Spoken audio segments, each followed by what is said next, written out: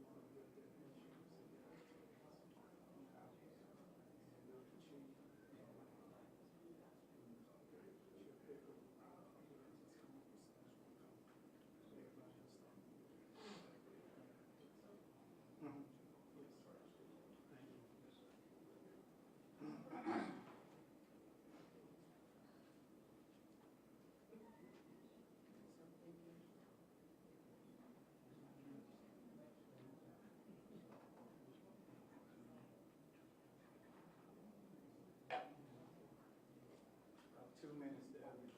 Need more time? Just let me know when you're ready. Okay.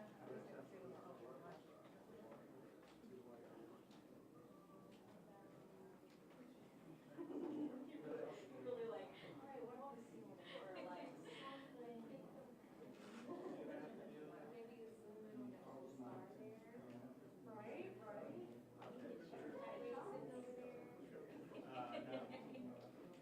Sitting over there.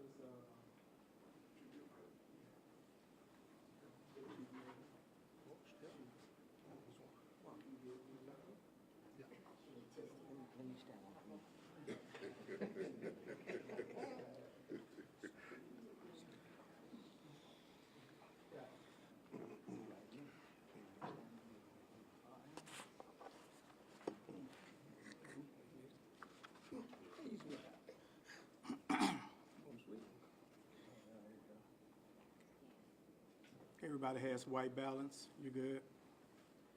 Okay. Good morning. My name is Henry Irby. I'm the Public Information Officer for the Jefferson County Sheriff's Office. I would like to thank you for attending today's joint press conference pertaining to Operation Safer Communities, Unity Shield. On Thursday, July 31st, 2025, the Jefferson County Sheriff's Office, Birmingham Police Department, Gulf Coast Regional Fugitive Task Force, and the Irondale Police Department joined together for an operation focused on crime deterrence, community engagement, and intelligence gathering. We believe that when agencies unite, barriers fall and communities rise. Through shared purpose and mutual trust, we become more than departments. We become one force for safety, justice, and lasting peace. Now, the results of this operation were 18 felony arrests, 18 felony charges, 7 misdemeanor arrests, misdemeanor charges 23, other arrests and charges 34, total arrests 59, total charges 75.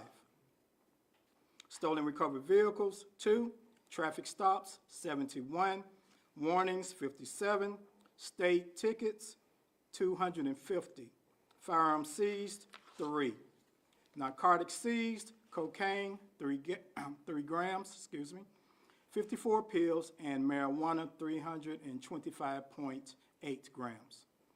Warrants cleared 83, sex offender violations.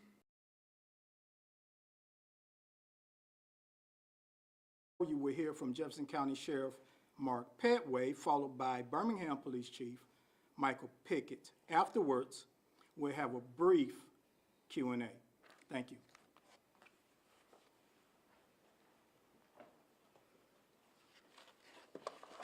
Good morning, and thank you for attending this morning.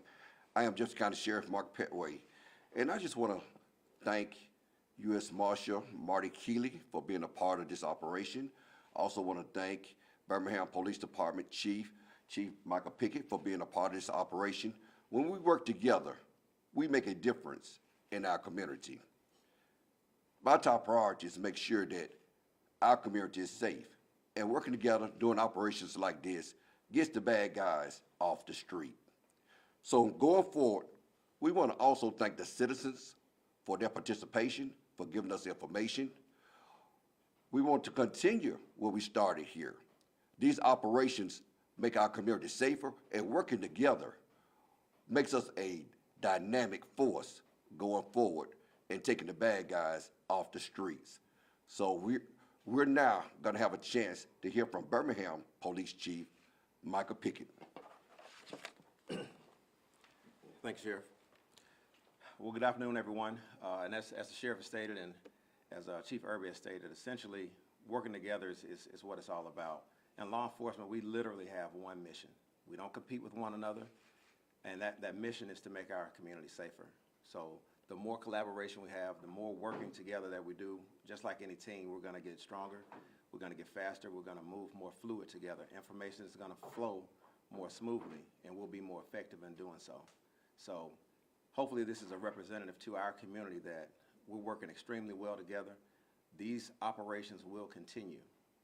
They have started before this one, but it's important that we communicate exactly what we're doing. So we wanted to showcase this with the proper communication to the public. But these will continue, and we'll continue to move stronger, better, and faster together as we continue to make this community safer. So thank you all.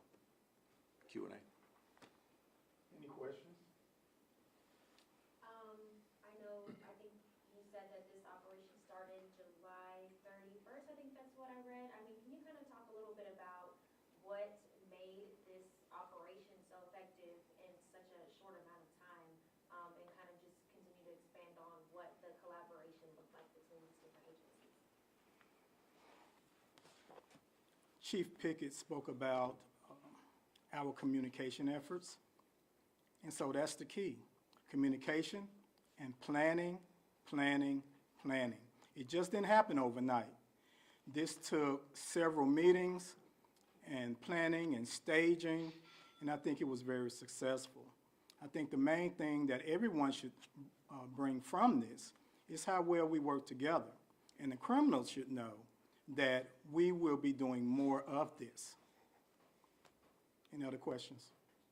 What would, and probably an obvious answer, but what kickstarted this where you guys wanted to work with other agencies to, combat? You want to take that, Chief? So, yes, sir. So, again, we're in constant communication with the sheriff's office. But what we identify in our meetings with one another, sometimes it's a simple lunch meeting, sometimes it's actual strategy meetings as it relates to addressing issues with violent crime. And we just noticed that we're seeing some of the same names and individuals pop up that are moving, in Fairfield, in West End, in Center Point, on the east side of Birmingham, East Lake, or, wherever it is. So we noticed that it's the same players moving throughout the county. So we have to make sure we're communicating well because when we arrest one, whether he's in Fairfield, that's going to have an impact on Birmingham.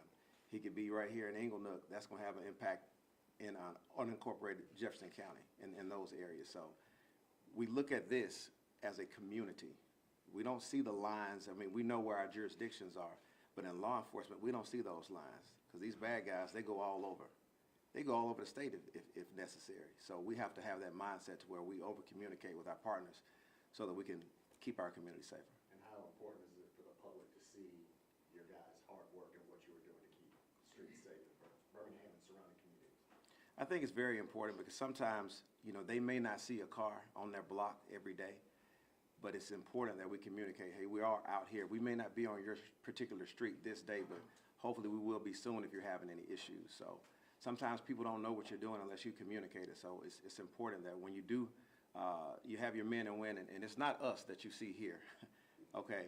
These are a few of the minds that help organize and plan. It's the men and women in that brown and that blue that are out there working right now, that are out there at 2 a.m. when our citizens and our residents are calling. Those are the ones that are really doing all the work. So we want to just make sure we communicate their efforts to the community. How important is community input? Has it increased since you guys have been asked? We've had a lot of arrests lately with people giving tips. Are you seeing that increase of community saying we've had enough of this? Absolutely. And it's just a snowball effect can go either way. If a criminal goes unchecked, they'll continue to do more. Okay, there will be more criminals that will join in what they're doing. But then at the same time, if law enforcement checks them, if the community checks them, okay, then that's a snowball effect. The community is saying, hey, law enforcement is working well together. They're getting some momentum. They're locking these bad guys up. Crime is going down.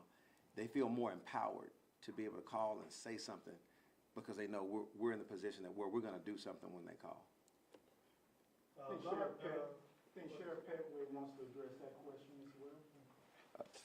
That was a very good question that you asked, and we do get a lot of calls from the public, and we act on those calls. Say, for instance, in Terrence City, there were a couple of calls that came in about some drug houses that we went into Terrence City and took down.